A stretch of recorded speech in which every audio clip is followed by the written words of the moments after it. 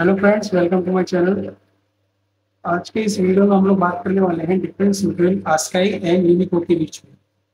ठीक है, तो स्टार्ट करते हैं। आस्काई के बारे में सबसे पहले बात करते हैं। It's old encoding system for English only. जो आस्काई है वो हमारा एक ओल्ड इनकोडिंग सिस्टम है जो कि सपोर्ट करता है सिर्फ इंग्लिश लेटर्स को, ठीक है, और कुछ सिंबल्स को। और उसे यूनिकोड की बात करें तो it's modern system for all world language. Unicode जो है वो एक मॉडर्न इनकोडिंग सिस्टम है जहां पर सभी सिंबल्स, कैरेक्टर्स और इमोजीज जितनी भी चीजें हैं उनको वो क्या करता है, इनकोड करता है। ठीक है,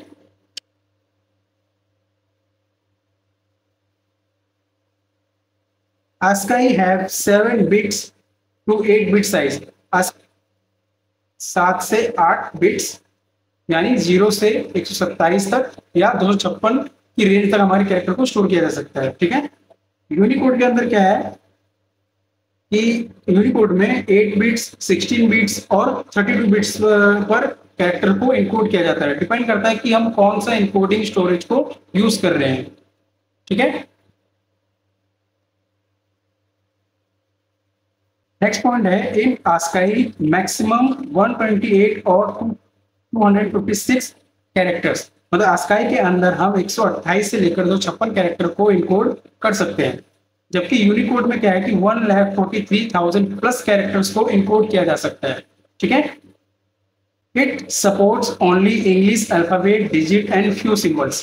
आस्काई इनकोडिंग सिस्टम जो होता है वो इंग्लिश लेटर को सपोर्ट करता है, अल्फाबेट्स और डिजिट्स को और कुछ सिंबल्स को, जबकि यूनिकोड जो है it support all language world wide. World wide के अंदर ये सभी स्पेशल कैरेक्टर्स, इमोजीज सभी को ये सपोर्ट करता है। ठीक है, फॉर एग्जांपल हमारे पास ए है, ए का जो आस्काई वैल्यू है वो हमारे पास 65 है। ठीक है, यूनिकोड में जो इनकोड किया जाता है वो है A equal to U plus 0041। U जो है वो यूनिकोड को शो करता है।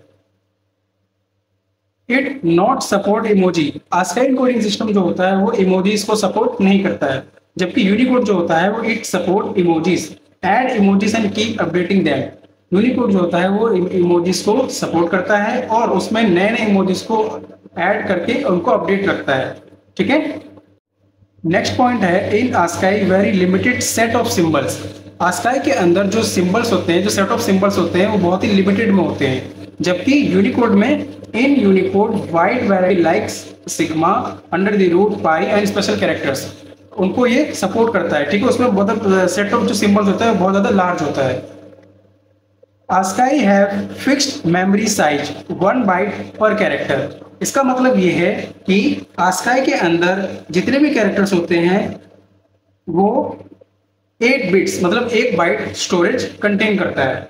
ठीक है, और यूनिकोड की बात करें, in Unicode variable 1 to 4, UTF-8 2 bytes, UTF-16 और 4 बाइट्स UTF-32 में जो कैरेक्टर्स होते हैं वो मेमोरी के अंदर स्टोरेज गेन करते हैं। ठीक है, डिपेंड करता है कि कौन सा UTF वर्जन यूज कर रहे हैं, UTF-8, UTF-16 या UTF-32 बिट्स वाला। ओके, नेक्स्ट पॉइंट है हमारा आस्काई के अंदर वर्क ओनली ओल्ड सिस्टम। जो आस्काई होता है मतलब ये बेसिकली बहुत पहले ही डेवलप किया गया था जो इनकोडिंग सिस्टम था। ठीक है, और आज की डेट में इसका यूज केस जो है बहुत ही कम हो चुका है, क्योंकि ये मल्टीपल जो कैरेक्टर्स होते हैं उनको ज्यादा ये सपोर्ट नहीं करता है, मतलब लार्ज कैरेक्टर्स को सपोर्ट नहीं कर पाता है। ठीक है, और Unicode cover ASCII 2। Unicode cover ASCII 2 का मतलब ये है कि यूनिकोड के अंदर खुद के जो कैरेक्टर्स को इनकोड करने का जो तरीका है, सिस्टम है, वो तो है, उसके अलावा आस्काई कोड को भी इसमें एम्बेडेड किया गया है। ओके, नेक्स्ट पॉइंट है हमारा ASCII has fixed set can not expand.